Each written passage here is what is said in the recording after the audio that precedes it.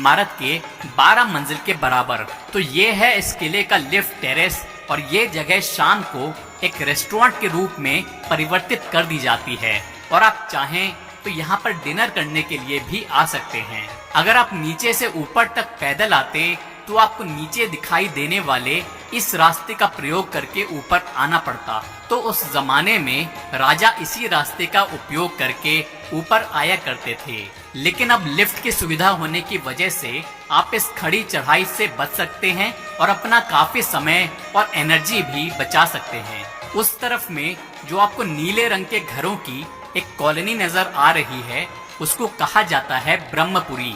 जब राव जोधा ने सन 1459 में इस किले का निर्माण कार्य शुरू करवाया था, तब उनके साथ यहाँ पर कुछ ब्राह्मण समाज के लोग भी आए थे और उन्हीं के लिए राव जोधा ने इस ब्रह्मपुरी नाम के इलाके को बसाया था। आप देखेंगे कि यहाँ के सारे घर नीले रंग से रंगे गए हैं, क्योंकि यहाँ बसे ब्राह्मण अपने घरों को सबसे अलग दर्शाना चाहते थे। इन घरों में नीले रंग होने के पीछे दो साइंटिफिक कारण भी हैं। पहला ये है कि नीला रंग इन घरों को गर्मियों में काफी ठंडा रखता है और दूसरा ये है कि ये एक इंसेक्ट रेपेलेंट यानी कि कीट निवारक के रूप में भी काम आता है। वहाँ पर आपको जो दीवार नजर आ रही है वो इस किले का परकोटा यानी कि सुरक्षा दीवार है, जो कि कुल मिलाकर 10 किलोमीटर के क्षेत्र में फैली हुई है और इसका निर्माण 19वें राठौड़ शासक राव मालदेव जी ने 16वीं शताब्दी में करवाया था।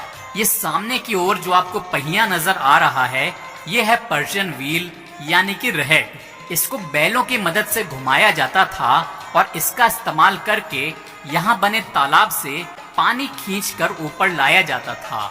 इस किले के परिसर में कुल मिलाकर ऐसे 5 पर्शियन व्हील बनाए गए थे, जिनमें से ये वाला सबसे ऊंचाई पर बनाया गया है। किले की सुरक्षा के लिए उस जमाने में ये अलग अलग प्रकार की तोपें यहाँ पर हमेशा तैनात रहती थी। वो सामने की तरफ जो आप इमारत देख रहे हैं, उसको कहा जाता है उमैद भवन पैलेस। साल 1929 से लेकर 1944 के बीच में महाराजा उमैद सिंह द्वारा बनाया गया वो महल राठौड़ राजाओं के शाही निवास के रूप में जाना जाता है और वर्तमान समय के राजा गज सिंह और उनके परिवार के सदस्य उसी महल में रहते हैं। उस तरफ में जो आप इमारत देख रहे हैं, उसको कहा जाता है जसवंत थड़ा। ये जसवंत थड़ा शाही परिवार के क्रेमेशन ग्राउंड यानी कि शमशान भूमि की तरह इस्तेमाल किया जाता है और आज भी शाही परिवार से जिनकी भी मृत्यु होती है, उनका अंतिम संस्कार यहीं पर किया जाता है। तो